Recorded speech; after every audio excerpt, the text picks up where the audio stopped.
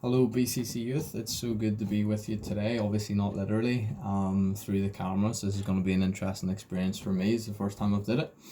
But today, I just want to speak about God using us. So, my friend put up a post during the week on Facebook, and it said, "Give me 6 hours to chop down a tree, and I will spend the first 4 hours sharpening the axe." So, basically, what this means, guys, is preparation. We need to prepare for when this time obviously comes to a close and we can finally go outside and go around our normal daily business again. We can watch films, go to the cinema, all the fun stuff. So that's going to be obviously important going forward. We need to spiritually make sure that we're aware, make sure that we're preparing ourselves as well. And that's going to be sharpening our axe for when this is over. So in John 10 verse 10, it says, "The thief comes to steal and to kill and to destroy, but I came to give you life and give you life more abundantly." So I'm wanting to talk about God being able to use us. God can use all of us, okay? And the devil will try and say that God cannot use you, but God can use you and he will use you. He's just looking for the willing.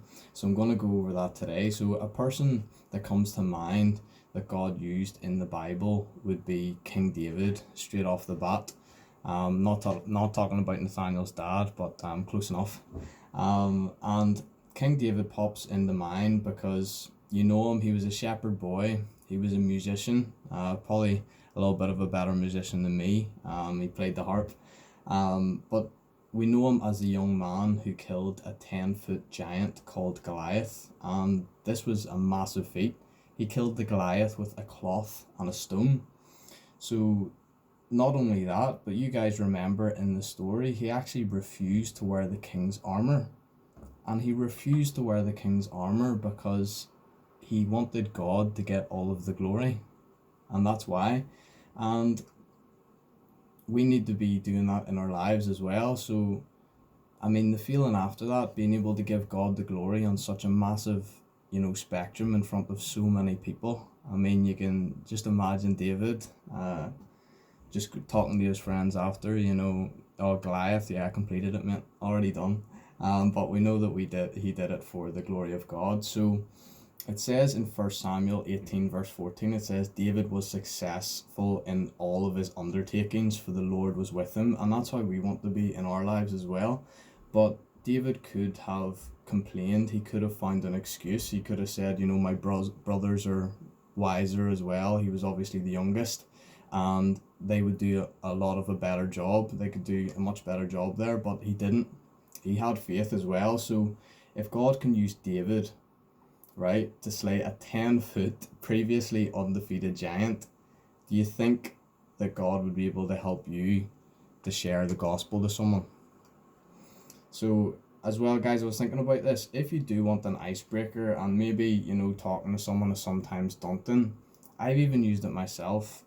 I'm sure you guys know Kanye West has just came to the Lord, but he came out with a new album there, and it's called Jesus is King. It's an amazing album, and it'll just present that opportunity for people asking more questions after. But he really does give Jesus all the glory in that album, and that's what we need to be doing in our lives. The album was so good. My dad actually loved it and he listened to it, and if you guys know my dad, you know how holy that album would have to be for him to actually enjoy it. So there was many people in the Bible who were used by God, but none of them were perfect. So if we just take Paul, for example, Paul was actually killing Christians before he saw the light. He was actually murdering Christians. So if God can use him, he can obviously use you as well.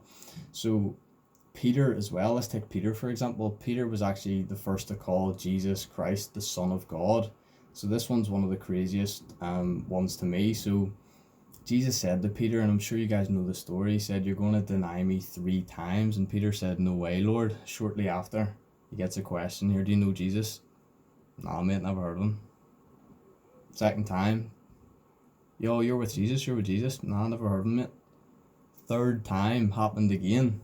Crazy. But yet Peter saw miracles, and as well, he believed Jesus and he was able to walk on water. So God uses everybody. So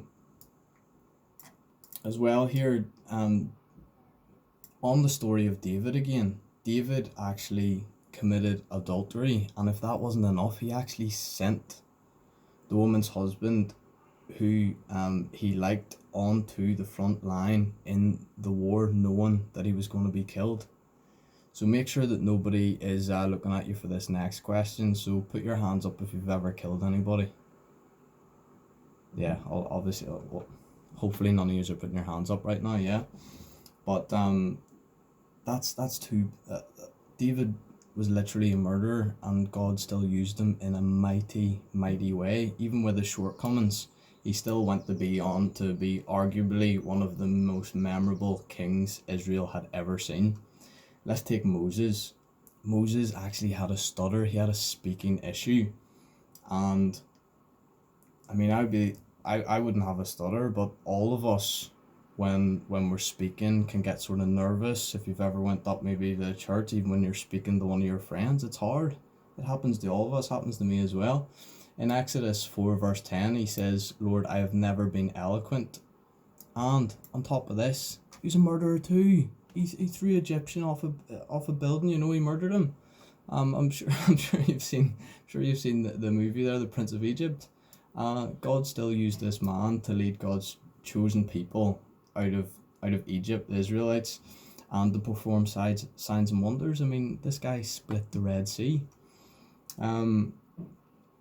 So as well, just don't let the devil tell you that you cannot do something when it clearly says in the Bible that you can, and God wants to use every single one of us. You know, I'm sure you guys have seen where there's a guy mining for gold, and he's going through mining for gold, getting to the very end, and right as he's right about to hit the gold, he walks away.